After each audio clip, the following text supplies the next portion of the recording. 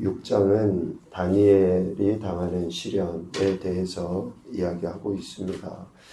5장까지 내용은 다니엘 주변의 사람들을 통해서 하나님이 어떻게 역사하시는가 라는 것을 보여주었다 그러면 6장에서는 이제 실질적으로 다니엘이 닥친 그 고난 속에 다니엘이 믿음을 지키고 또 그러므로 인해서 하나님의 영광을 나타내게 되는 그러한 그 내용을 기록을 하고 있죠.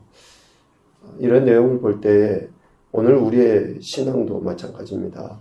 하나님의 백성들이 세상 한가운데서 살아갈 때 어떤 태도를 취해야 되는가? 악한 세력들이 끊임없이 우리의 믿음의 사람들을 넘어뜨리려 할 때에 우리가 어떻게 삶을 살아가야 하는가? 라는 것을 다니엘의 삶을 통해서 모델로 이렇게 보여준다라고 할 수 있을 것 같습니다. 6장의 내용을 잠깐 살펴보면 전반부에는 그렇죠. 다니엘에게 닥친 그런 위험이 있습니다. 다니엘은 느부갓네살 왕 그리고 또 그 이후에 벨사살 왕의 꿈을 해석해주고 또 그 글의 내용들을 해석해 줌으로 인해서 부귀영화를 누리게 되었죠. 그러한 부귀영화가 오늘 다리오 왕 시대에도 계속 유지됩니다. 6장 3절에 보면 다니엘은 마음이 민첩하여 총리들과 고관들 위에 뛰어남으로 왕이 그를 세워 전국을 다스리게 하고자 한지라 라고 이야기합니다. 그러니까 다니엘의 명성, 다니엘이 가지고 있는 다니엘 안에 있는 거룩한 신들의 영에 의해서 다니엘이 얼마나 지혜롭게 이런 모든 일들을 감당함으로 그 시대의 위대한 사람 또 대단히 쓰임받는 사람이었다라는 것을 알게 되죠. 이러한 다니엘을 그대로 내버려 두질 않아요. 사탄 원수마귀나 세상은. 믿음의 사람들이 그렇게 살아가도록 내버려 두지 않습니다. 4절에 보니까 이에 총리들과 고관들이 국사에 대하여 다니엘을 고발할 근거를 찾고자 하였으나 아무 근거도 찾지 못하는 거죠. 아무 허물도 찾지 못합니다. 그러니까 믿음의 사람이 그 믿음대로 살아가려고 할 때에 그대로 내버려 두지 않습니다. 다니엘의 탁월함으로 인해 다른 총리나 고관들이 어떻습니까? 누명을 씌울 기회를 찾는 거예요. 참 악합니다, 세상은. 그래서 왕을 이렇게 설득을 해서 왕이 조서를 내리게 만들죠.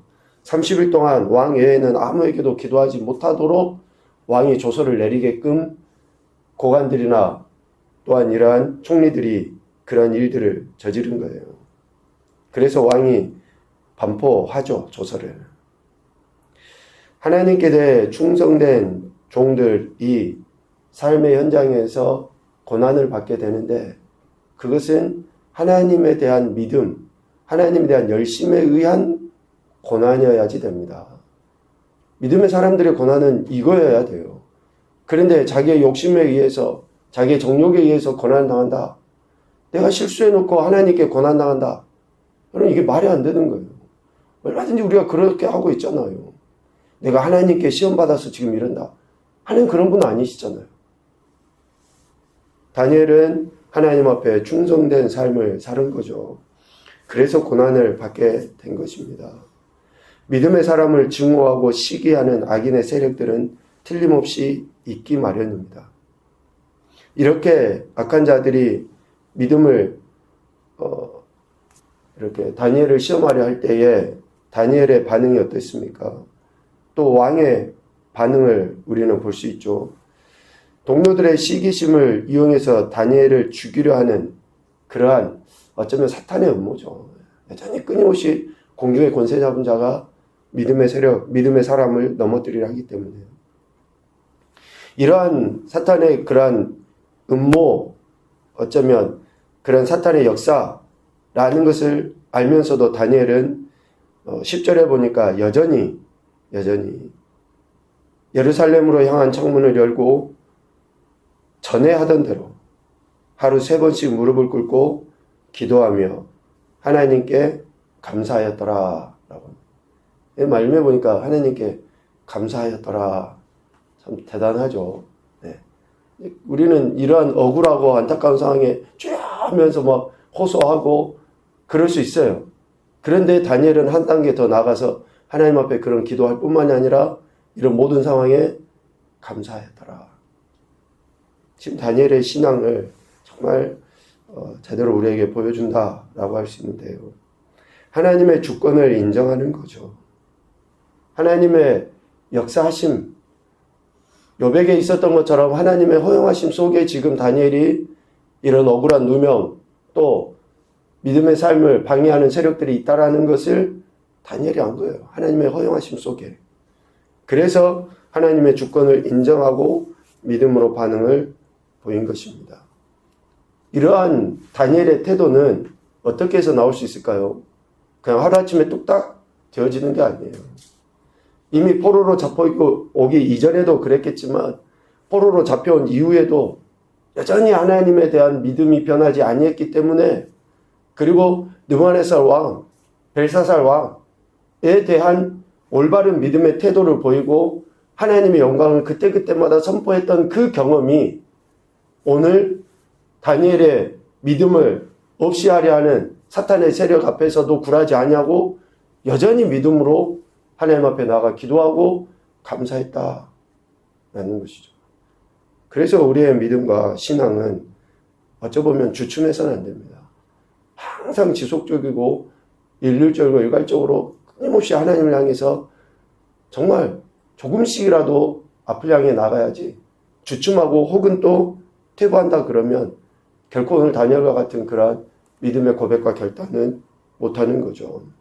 하나님에 대한 그러한 체험이 다니엘로 하여금 하나님께 대한 절대적인 그런 신뢰를 하게 만든 거죠. 그래서 우리가 매일 하나님 말씀 가운데, 은혜 가운데 거할 때에 혹 우리 앞에 놓이게 될 믿음의 시련, 연단, 사탄의 그런 음모 있다 할지라도 변하지 않고 여전히 신실하게 우리도 믿음으로 하나님 앞에 나가게 되는 것이죠. 그래서 오늘 다니엘은 자신을 해하려 하는 그러한 세력들 앞에서도 결코 굴하지 아니하고 여전히 신실하게 믿음으로 반응을 보입니다. 믿음으로 반응을 보일 때 그냥 딱 돌아서서 바로 문제가 해결되면 좋잖아요.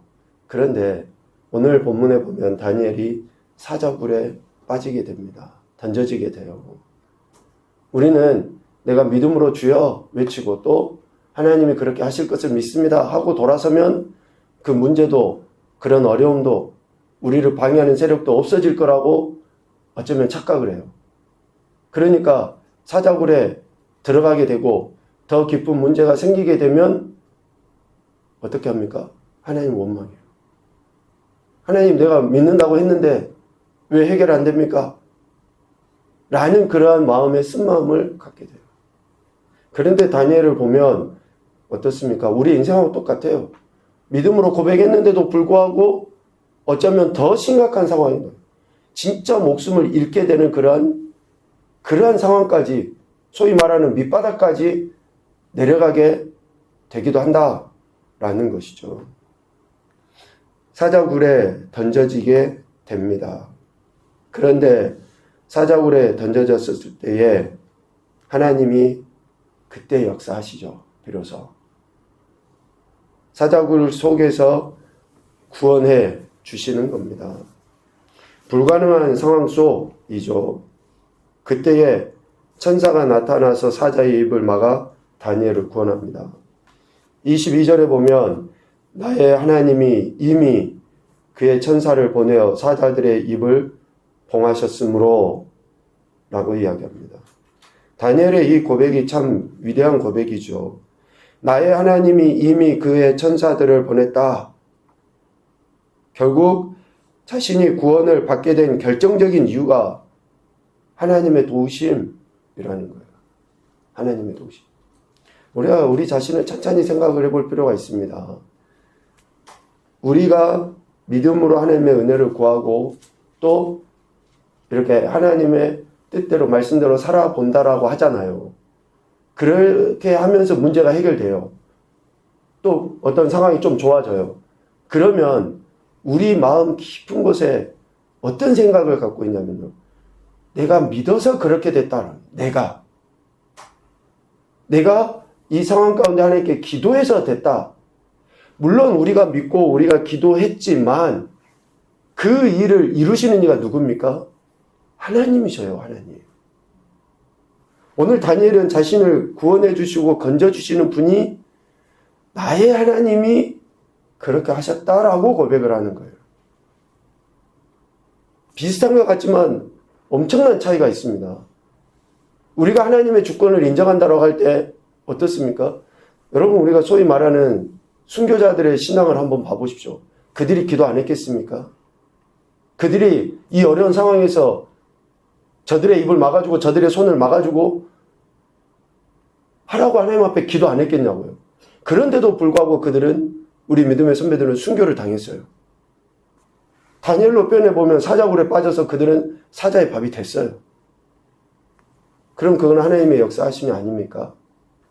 그러니까 하나님의 주권을 인정한다라고 할 때에 우리가 기도해서 됐다, 내가 믿음을 지켜서 됐다 라는 것보다 더 정확한 표현은 뭡니까?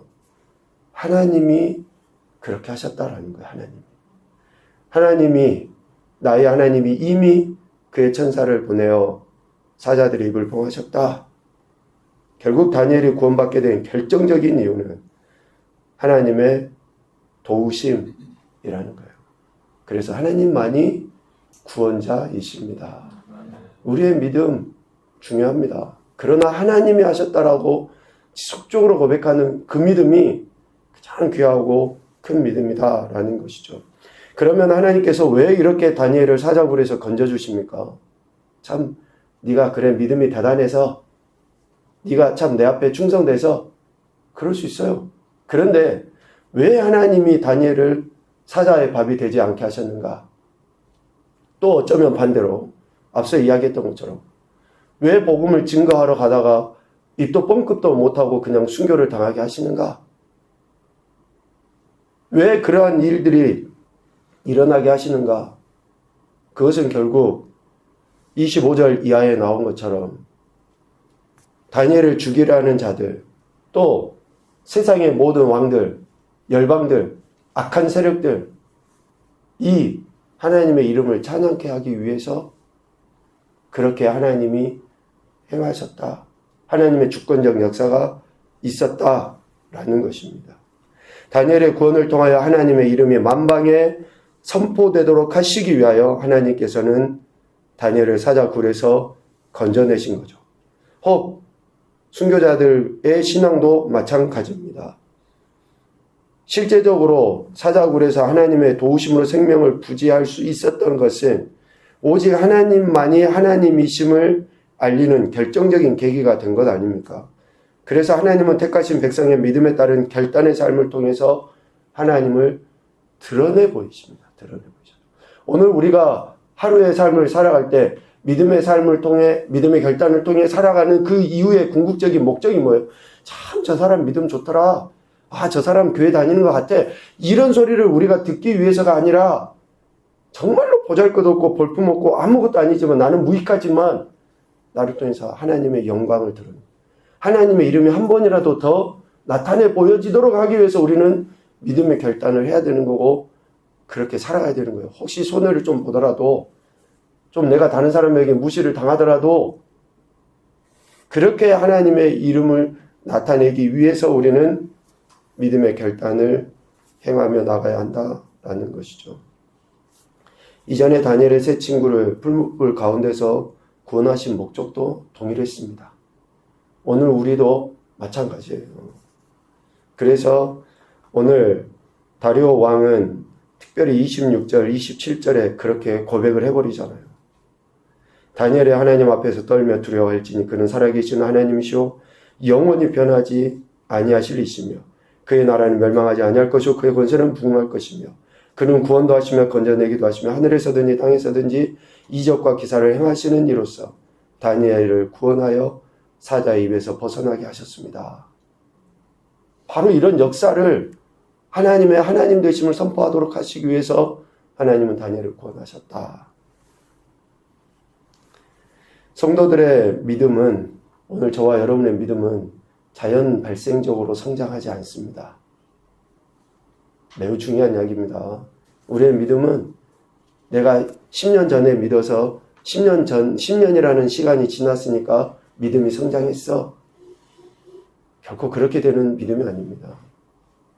끊임없이 하나님과 교제하고 또 하나님 앞에 믿음의 결단들을 통해서 우리의 신앙은 성장하게 되어 있어요. 그것도 흔들리지 않고 넘어지지 않고 부러지지 않는 믿음으로 성장하게 되어 있습니다. 여러분 나무가 성장하는 걸 봐보십시오. 대나무가 성장하는 걸 봐보십시오. 왜 중간중간에 마디가 생기고 옹이가 생기게 됩니까? 그때는 힘들고 어렵고 아픔이지만 바람이 불어도 어떤 환란이 닥쳐도 부러지질 않아요. 마디가 없으면 옹이가 없으면 부러지고 넘어지게 돼 있습니다. 휘어지게 돼 있어요. 깨지게 돼 있습니다. 그래서 혹시 오늘 우리가 지금 당하는 시련이 있다 할지라도 그것은 하나님의 영광을 드러내기 위해 하나님이 허용하신 시간입니다. 그것을 믿음으로 반응하고 나갈 때에 하나님의 살아계심을 정말 미천하게 그지없는 나 같은 인생을 통해서 하나님의 이름이 다른 사람들에게 더 크게는 열방 가운데 선포되도록 하나님은 친히 역사하시는 것입니다. 그래서 어떤 상황 속에서 하나님과 교제하며 하나님의 백성다운 삶을 우리 그리스도인들은 살아가야 하는 것입니다. 이런 교훈을 생각해 봅니다. 첫째, 하나님을 믿는 믿음이 어떠한 상황에서도 변함이 없어야 한다. 어떤 상황에서도 변함이 없어야 한다. 두 번째, 하나님을 믿는 믿음은 삶의 결단으로 드러나야 한다. 삶의 결단으로 드러나야 한다. 셋째, 믿음의 결단을 통해 만방의 하나님의 영광을 드러내 보이게 된다. 저와 여러분의 믿음의 결단은 주변에 있는 사람들 뿐만 아니라 많은 사람들에게 하나님의 살아계심과 하나님의 영광을 드러내 보이게 합니다. 그래서 오늘도 우리에게 주어진 모든 시간 속에서 믿음으로 살아가야 한다라는 것을 생각해 보게 됩니다. 저와 여러분의 삶의 주권자이시고 주관자이신 하나님만 바라보며 믿음으로 오늘 한 날을 살아내는 저와 여러분 되시기를 주님의 이름으로 축복합니다. 아멘.